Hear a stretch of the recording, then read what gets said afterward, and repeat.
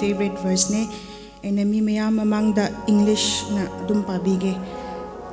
3 John chapter 1 verse 4. I have no greater joy than to hear that my children walk in truth. Imphal leng mai Baptist Church na nung CB bagi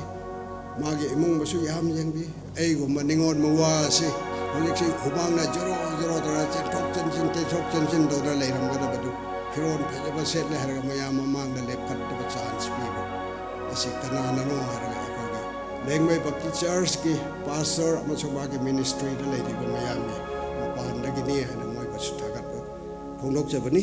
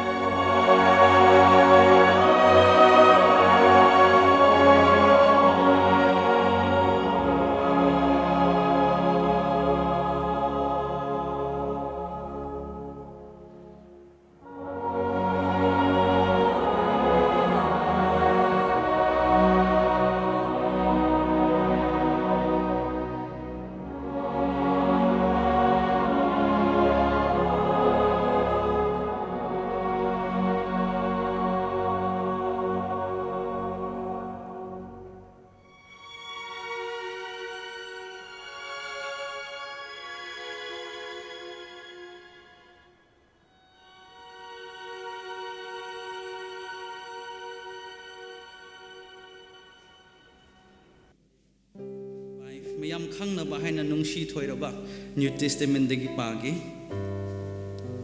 tuigum basung mangba yaba asi mangba yadaba setba amasung siba naiba asi siba naidaba setba matam aduda ikhraba wa asi thungani siba bu angambana yothokre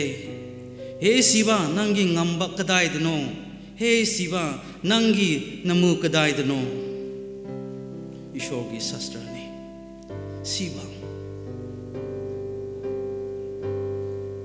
sina aroi bunate haibani ekhoi gospel asida asigi maramna ekhoi magi punsi thabak kitmak khat nate celebrate tori bise horen lomba naidana ekhoi leikrab gidmak leigadob gidmak su celebrate tori bani 1 Corinthians now 1 Thessalonians chapter 4 verse 14 digi 17 maram di jisu na siba amasong hingat pa adu ekhoina thajarabadi adu gumduna jisu ki mapan na tumkhi basing busu ishor na ibungoga loina na pubirakni maram di prabhu ki wahaina asi ekhoina nakhoida hairi haibadi prabhu lenglakpa phauba lehoba hingliba ekhoina tumki basingi mang sukha tharoi maramdi prabhu ibungo masamak sargadagi kholauga athoiba saragadut ki khonjel ga amasung ishor gi pere singa mokhonga loinana lengthabirakani aduga Kristada sikhiba singna hanna hingat kani matung aduda lehoba hingliba ekhoibu makhoiga loinana atiada prabhubu okna janaba lechin manungda pak pukhat minnabagi bigani amasung asumna ekhoina matam leiba khipikta Prabhuga loinana lemin nagani.